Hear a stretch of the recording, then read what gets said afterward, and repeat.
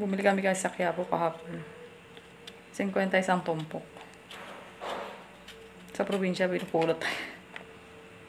Ang mamasay ka ng like 2,000 bago kung kabili. May sira.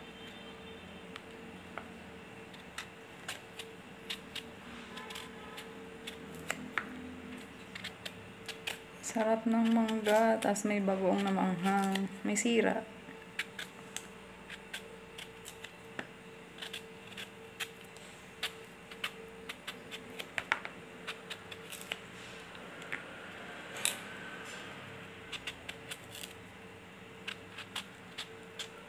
Yung isa nga nahinog na.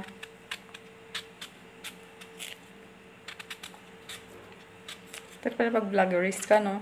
Nagiging buang-buang ka. Sasalita ka mag-isa. Kala mo may kausap ka kahit wala. Ang sarap. Nangingilo na ako ngayon pa lang.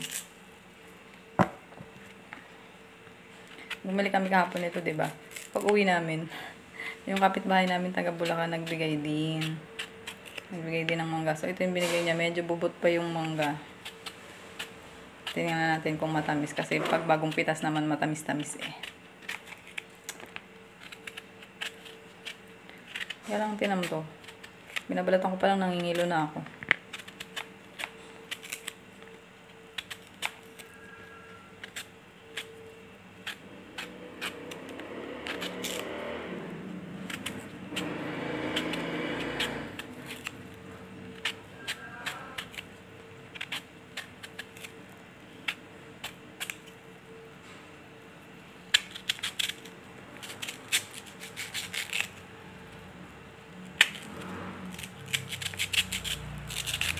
Nadidinig niyo ba yung crunch?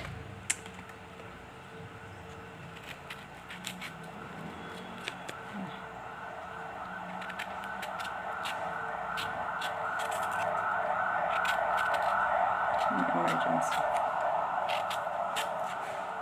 Sobrang init, no? Ang haba na ng video ko. Wala namang kakwenta-kwenta. Nagbabalat lang ako mangga. Kasi iniinggit ko lang talaga kayo. Pakita ko sa inyo pag tapos na ako magbalat. Tikman ko tong medyo maputi.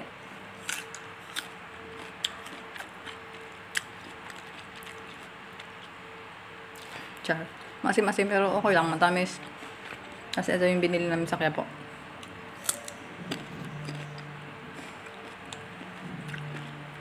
Sarap. Na-promise kasi kukuha sa puno. Tapos pagdating doon sa puno, dala-dala mo na yung asin, yung toyo, yung bagoong, kung ano mo sausawan na doon kayo. Magmumukbang kayo doon sa baba ng puno. Nakakamiss yun, no? Na probinsya. Ay! Ninggit.